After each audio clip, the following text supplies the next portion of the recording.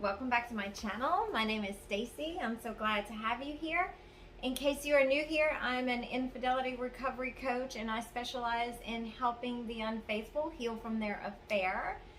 So if you're a guy or a girl and you're stuck in an affair and you're feeling hopeless and feeling out of control, I would love to be able to help you navigate through that and actually end your affair and come out better than you were before, and also prevent relapse. That is a huge thing that we want to do. We always want to prevent relapse because our goal is not to get back into an affair. Okay, anyways, we'll get into that later. If you have any questions, please check like how to work with me one-on-one. Please check the description box down below. I will leave all the information on how you can find me, all of my free resources, and how you can work with me in there. So let's get started with today's video, which it's about the 8 negative effects of having an affair. So when you're having an affair, you usually are in the high of it all, like romantic love, that type of thing. It's exciting, it's fun, it feels like a breath of fresh air. If you've been lonely for a while, if your marriage is not where you want it to be, you're not happy, that kind of thing, we can feel really neglected and all of that. Anyways, the affair partner comes along and he or she can make you feel like you're alive again, like they can spur some desires inside of you that you haven't had for a very long time. And this can cause you to be super excited and think that everything is great and this is your person. But oftentimes we don't realize the negative effects that the affair is having on us, because we feel so much of the excitement, we feel so much of the pleasure and the high and the relief almost. Because if you are not being filled emotionally, when someone starts to pay attention to you, starts to give you that attention, it fills you up. So you're finally feeling, it's relief to have someone to talk to, it's a relief to have someone pay attention to me, make me feel desirable, and that kind of thing. So while we're basking in the relief of the affair, in a sense, we don't realize the negative effects that are going on in the background of us. So I want to talk about those today. So I've discovered 9 effects that I personally went through, after recovery. And after recovery, and I could actually look back when my mind was clear and I could see what was going on or what, had happened. This is when I started to see the negative effects of what the affair had on me, or, what I was going through in a negative way that I just didn't pick up on while I was in it, because I was just so excited, to be happy again. So let's get into that. The first one is you lose yourself.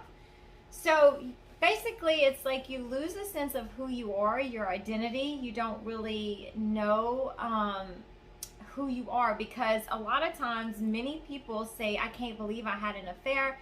I thought I would never do this.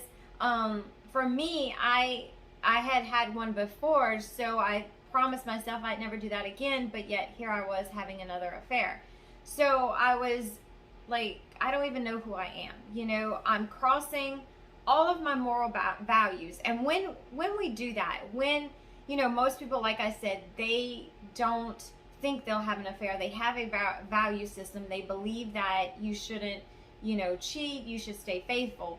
And then they go and do something like this. It can really cause you to not know who you are. And that's why, we get into that place of, I've lost my identity, I don't know who I am. And it's because every time we make the decision to cross those core value systems we have in place, we lose a piece of ourselves. We betray who we are at the core, because we know what we're doing is not right, but yet it feels so good and we're enjoying it so much, then I have to do it. So, I constantly hear women and men tell me, I just don't know who I am. And I said that so many times. I would just stand in the mirror and I think, who are you? Like, why are you doing this? Because now I was lying. So it wasn't just I was crossing the moral value and my integrity system of having an affair. Now I was lying, I was deceiving, I was sneaking around. I was doing all of these things. I was essentially becoming a person that I wasn't. I wasn't even being true to myself. So this is where you get that. If you're feeling the sense of, I don't know who I am, this is why. And it all has to do with our value system and us betraying ourselves. Number 2 is we feel empty inside. Now, in the beginning of the affair, you can feel really filled up. You can feel like, oh wow, this feels good. But as the affair progresses, as you go through the different stages of a relationship, you can really start to feel empty. And the reason for that is because over time, like the way relationships go, in the high of the relationship, everything's exciting and we're spending a lot of time together and we're talking together. But over time, it's not going to be enough, because a normal progression of a relationship calls for, we're in romantic love. Now we're going to bond, that kind of thing. Like now we need to settle in and have this relationship, have a normal relationship where we spend time together. I can depend on you. You can depend on me. We're there for each other. I can see you whenever I want to see you. If I call you, you can come over. And if people are single, they usually progress, and if that's your person and you decide to get married, then you progress into that long-term relationship where now we're together. But because there's that underlining expectation in a relationship that starts to build that this is going somewhere, we're going to end up somewhere permanent. When you have that expectation and you're in an affair, it can leave you feeling empty because you're going through the motions of a regular relation, of the stages of a free relationship is what I call it. And when I say free, I mean you're both are single and you're able to pursue each other. So you're going through those motions, but yet you're not getting fulfilled. Like you're not going to the next level of fulfillment in the relationship because you can't, because you're married, because there's limitations, because we don't have as much time together as we used to. And that can leave us feeling empty inside. It can feel us, we can feel drained, like I'm not getting enough of my needs met. Now I'm starting to apply more pressure on you. And that's the third stage of relationships, which is the power struggle stage. And that's normal for every relationship to hit that stage. But for us who are in an affair, when we hit it, that's where, hey, I'm feeling empty. You're not giving me enough attention. I thought you really loved me. I thought I was going to be your one and only, that kind of thing. And that can cause the other person who is receiving the pressure to pull away and make for just a turbulent end to the affair. Okay, so number 3 is the loss of time. And with this one, what this essentially means is that we are not present in the moment we're in. It seems like we're present, with our affair partner. Okay, let me back you guys up because I feel like I had to move this for a second. Now I feel like I'm just too close. Okay, so what it means is that, a lot of us, if we have kids, we are not present with our kids. And that was so huge for me. I lost a ton of time with my children, even while the affair was going on, because I was there like in body form and physical form, but I wasn't there mentally. I wasn't there for them. I didn't play with them as much.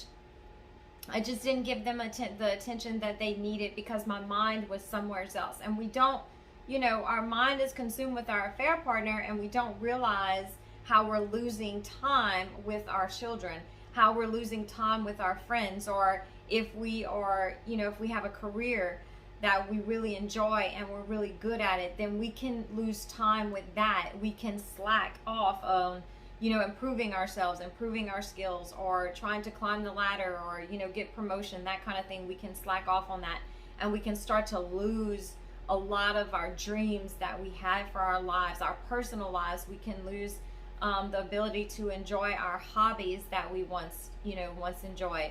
I love makeup. That's, makeup and skincare and fashion. That's just my whole thing. I just really enjoy that. That brings me a lot of like peace and, enjoyment. And I used to watch YouTube videos. I still do when I get the chance, watch makeup videos, like tutorials and that kind of thing. Well, when I was having the affair, all of that really stopped. I just stopped doing everything that was important to me so I could completely focus on my affair partner. And at the time, I thought it was okay. You know, I didn't really seem to miss it, but I didn't realize that I was becoming more codependent on him, and that wasn't healthy. So the loss of hobbies, loss of time with kids, loss of friends, loss of, you know, reaching, you know, for my goals and my dreams, all of that has an effect on someone, because when I would look back after it was over, I would think, oh gosh, I wasted a lot of time on a relationship that was not healthy. You know, so we want to pay attention to that. And that goes with that. You can also put that with your loss of identity too. Like, I'm losing who I am. I'm giving up my hobbies, time with my kids and everything, just to make sure, just to ensure that this person continues to give me what I need. Okay, so number 4 is confusion. A lot of times we can become confused because that's where I don't really know what's going on. Like, what's going on in this relationship? Does he love me? Is he serious? Is this gonna last? He's hot and cold. I just don't understand the dynamics of where our relationship has gone to. Meaning, in the beginning, we're kind of on the same page. I understand you, you understand me. But over time, things start to change, and we try to get back to that feeling that we once had. So this can lead us to be confused, and we just stay in that state of confusion. Like, what happened? Is it something I did? Did something I not do? Or did you really not love me? So we stay in that place for too long, and it can actually cause depression. So you have to watch out for the confusion, and the confusion comes in because of the progression of a relationship. Just, the way things move through time. Okay, so number 5 is feeling like you're torn in two. A lot of people get to this place towards the end of an affair.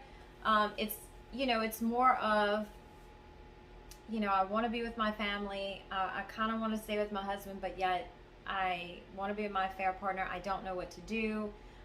Sometimes I love my husband. Sometimes I think it's going to work. Sometimes I don't. My affair partner, I think that might work, but yet sometimes I don't think I would date him if I was single. So I don't really want, so I don't really want, to give him up or to be, I don't know.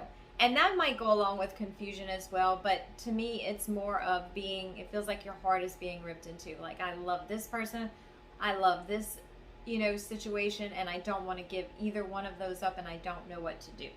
The next one, number 6, is used. A lot of times we can feel used, especially if the relationship is more on the sexual side than it is I don't want to say emotional, because it's all emotional. You know what I'm saying? Like, it's really hard to be involved with someone and not have any emotions attached. Even if you are a sex addict, there's still some kind of emotional, connection going on. But being used, you feel like, well, you're just using me for sex, or you call me when it's convenient for you, so now you're just using me. I don't like the way I feel. That makes me feel dirty. I'm not a prostitute, that kind of thing. It can make you feel like that. And again, a lot of times we're not going to feel like this in the beginning, but this is something to look out for, because I don't want to feel used. And my affair partner may have felt used, because I totally used him. I used him in the way of, keep me emotionally stable, keep continuing to create that emotional safe place for me. So I definitely used him on that level, but I didn't like feeling used, because I would think, well, maybe he just used me to leave his wife. Maybe he was just looking for an excuse to leave his wife, which a lot of times we have affairs that happen because people are looking for an excuse to leave, and they just don't have the courage to leave without cheating. Like, cheating gives them, an excuse in a sense, because a lot of times we think it's unforgivable. So, they'll be like, yeah. And then sometimes we need backups. Like, if we're anxious, if our attachment style is anxious, preoccupied, then, the abandonment issues really doesn't want us to be alone. So we'll use that as a backup.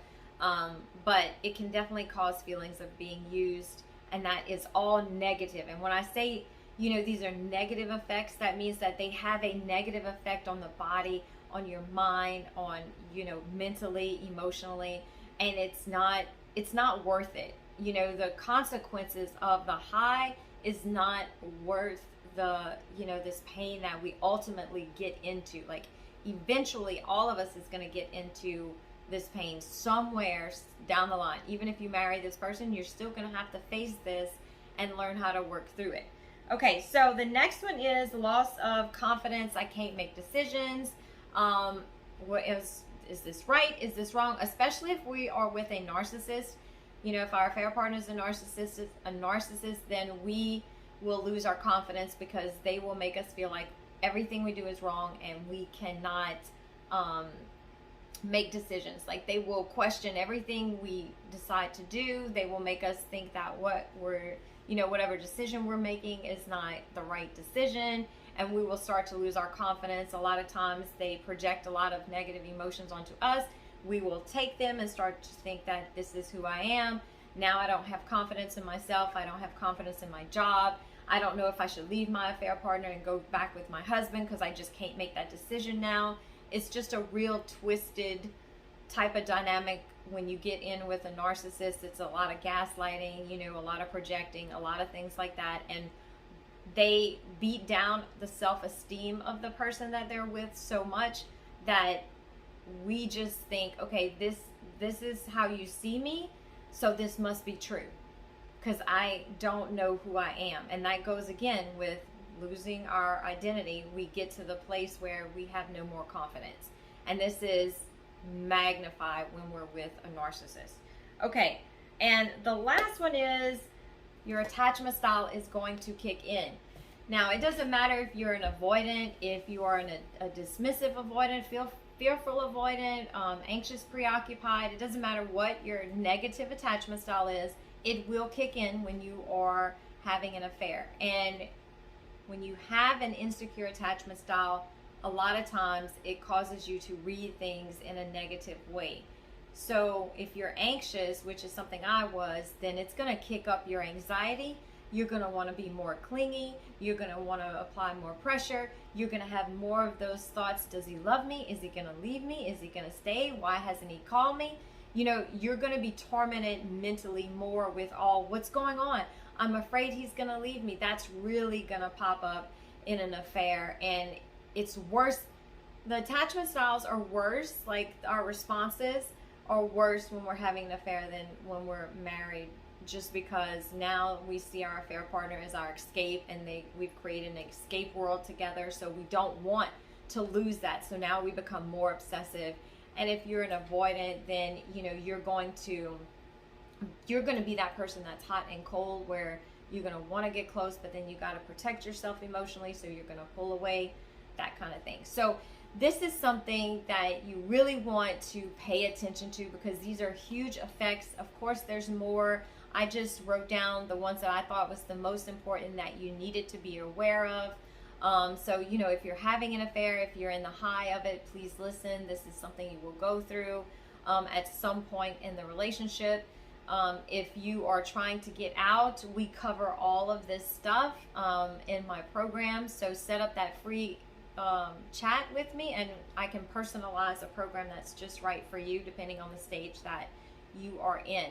But, don't be afraid to reach out and get help, because you don't have to stay in this. This is not healthy for you, and it's time to love you more than what this person is giving you.